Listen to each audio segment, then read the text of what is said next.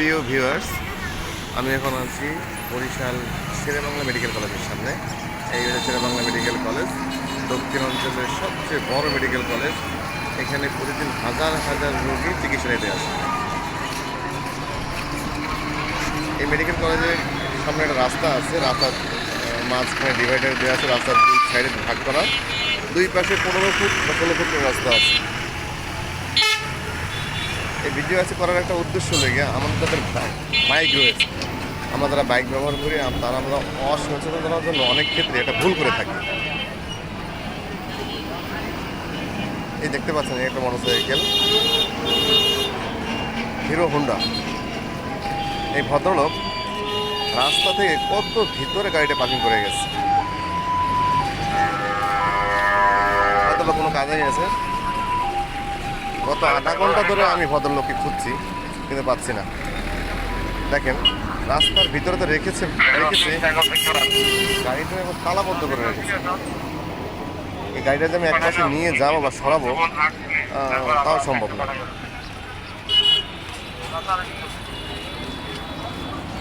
আপনারা খেয়াল করে দেখেন রাস্তার কিনারা কোথায় আর ওনার বাইকটা কোথায় কোথায় রেখেছে। দেখেন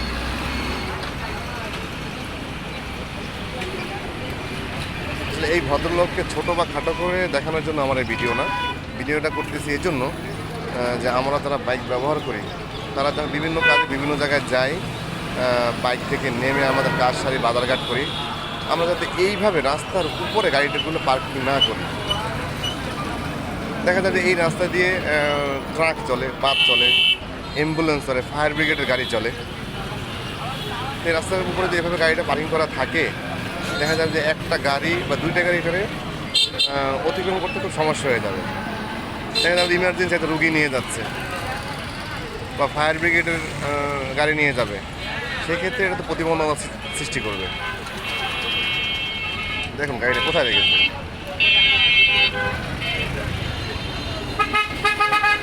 খুব ছোটো গাড়ি। এই ভদ্রলোক হয়তো বা অসচেতনার জন্য বা তার খেয়াল না থাকার কারণে উনি এই কাজটি করেছে।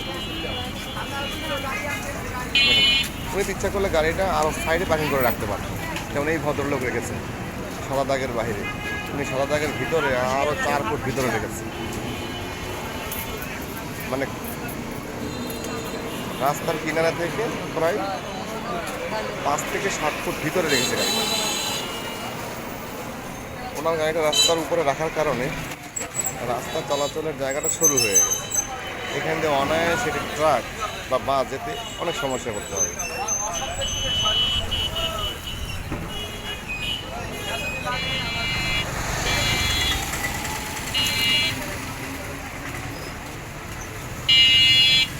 ড্রাইভার সাহেব, আপনি উল্টে আসলেন কেন? উল্টে কেন আসলেন?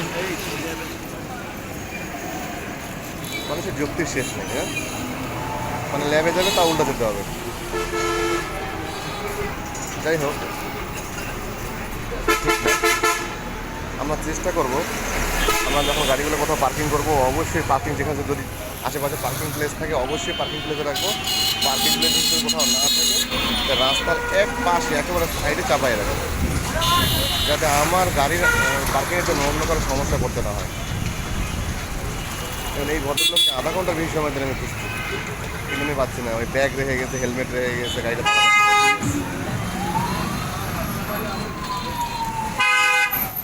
হয়তো বা জরুরি কোনো কাজে গিয়েছে।